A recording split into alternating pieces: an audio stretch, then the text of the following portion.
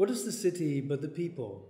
This question raised by William Shakespeare in his theatre play Coriolanus is just as relevant in the 21st century as it was 400 years ago. Today's second lecture in the series on what is global culture looks at the role played by the city in shaping contemporary culture. Like Shakespeare, my working assumption is that the city doesn't consist primarily of buildings, streets and squares, but of human beings, namely its inhabitants and visitors. It seems as if the history of the city has been taking a dramatic turn for quite some time. The reasons for this turn are the rapid growth of the world's population and an accompanying radical urbanization of larger territories. Although demographic projections vary depending upon the source, almost all relevant studies suggest that the world's population will rise up to 9 billion people by the end of 2100. At the same time, experts assume that all the babies born in one day, that is a total of 140,000 children today, will live in cities in the future. Population distribution by continent is also subject to drastic change. The share of Europeans and North Americans in the world population will continuously decrease over the next 50 years. In 2050, Europe will make up only 7% of the global population, compared to almost 3 times as many Africans and 8 times as many Asians. It is hardly surprising, then, that great private and public efforts are being made in the non-Western world to build cities to house the new population. A few months ago, the People's Republic of China announced an urbanization program for 300 million people. Cities, however, don't come into existence on a drawing board, nor should we imagine the migration from rural areas to cities as a well-ordered, organized relocation from villages to newly built housing estates. Over the past years, large cities across the world have absorbed considerable numbers of people, in many cases, however, without being prepared for this influx of new inhabitants. Never-ending suburbs and a lack of appropriate infrastructure have emerged, creating a hodgepodge of rural and urban living conditions that eludes any familiar urbanistic classification. The term megacity describes the trend toward the supercity whose reality, however, can no longer be reconciled with the urban planning experiences of the past. The pace of construction work, the size of population figures, the catchment area of new inhabitants, and the complexity of infrastructure needed for urban coexistence are all signs of our understanding of what a city is, how it comes into existence, and how it develops and rapidly changes. And yet these indicators leave us unable to make reliable predictions about even the city of the near future. Many of these transformations are associated with large building ventures and a massive use of labor and capital. But the most dramatic change brought about by ongoing urbanization, the assertion and reshaping of the cultural identity of a city and its inhabitants, is perhaps far less evident. Gigantic building investments are being made to obliterate historical districts in favor of new infrastructure. Cities are exchanging their role as sites of industrial production for that of service centers. The marketing strategies adopted to attract people, capital, and creativity convey a sense of the extent to which the city has become a commodity. Does Shakespeare's question, "What is the city but the people," hence enjoy the status of an advertising slogan? The answer is certainly, albeit not exclusively, yes, it does. The culture of a city, the history of its population, the legends and anecdotes illustrating their specific character all form the substance from which concepts designed to attract tourists or capital can be formulated. At the same time, a city's culture is a delicate and sensitive ecological system which responds to immigration and emigration, to gentrification and tourism, and to economic downturns and upswings, often with unforeseeable consequences.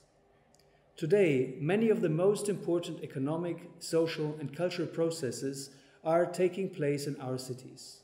Change can be mild or drastic depending on how strongly a city is exposed to these processes, which result directly from what we commonly refer to as globalization. Hence, the 21st century city is also a laboratory for cultural globalization. Some of the experiments conducted in this laboratory are strange, others reasonable. The activities in this laboratory are both unsettling and fascinating.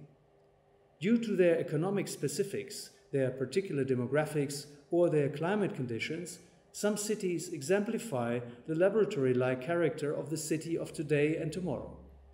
Life in these cities significantly heightens the contradictions and assumptions about the future and lay bare processes that often remain invisible in normal cities. One such city is Dubai. It embodies without question extreme climate, social and economic conditions which cannot be transferred to other cities. These extremes, however, are also the result of a particularly radical globalization. As such, they merit close attention. Tracing the development of new cities, it is worth recalling that they do not grant their citizens the same rights as Western cities do. On the other hand, we should remember that these rights were the outcome of a long social process which still lies ahead for new cities. The history of European cities illustrates that this process often involves violence. The key question for the 21st century city is how to organize and to ensure lasting, peaceful and equitable coexistence among its inhabitants. Since people live together differently in these new cities than, for instance, in Berlin or New York, they must also find new ways of reshaping the city as their city. The following observations about the unusual extreme city of Dubai rest upon two assumptions. First, Dubai is an unfinished city and as such has its particular shortcomings and opportunities. And secondly, Dubai is a laboratory that affords us a magnified view of social and cultural events that bear witness to the transformations brought about by globalization. These transformations, as we know, are also occurring in our part of the world in one or another way. To understand the special status of Dubai, it is worth consulting a map.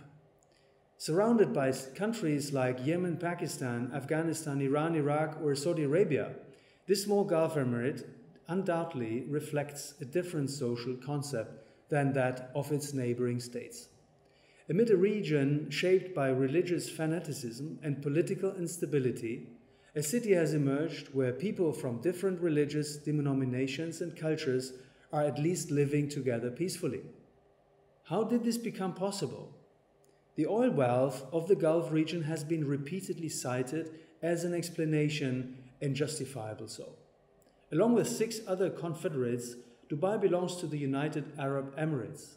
The UAE ranks 4th among the oil-exporting countries belonging to OPEC, the Organization of Petroleum Exporting Countries.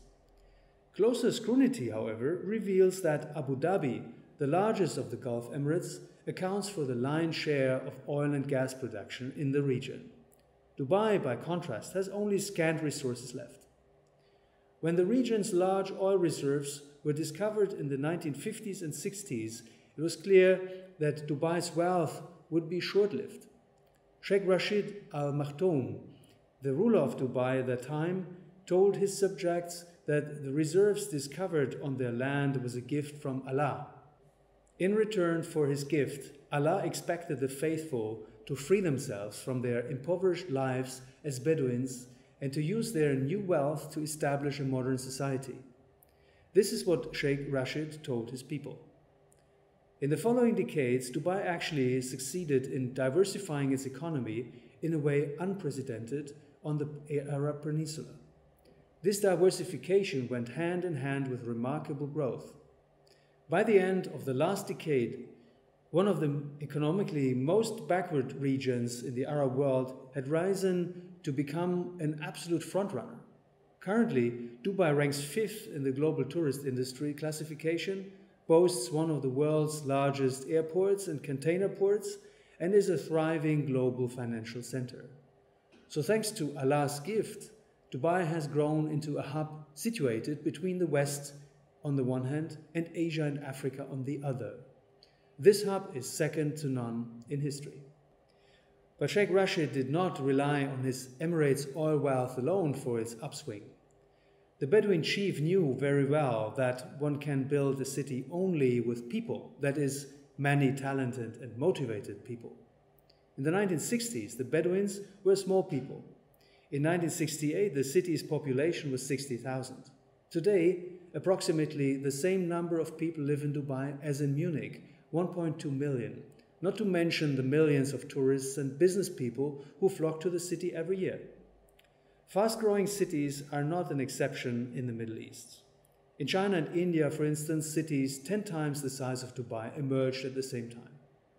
An essential difference between these cities, however, is that in China, people simply migrated from rural areas to the new cities.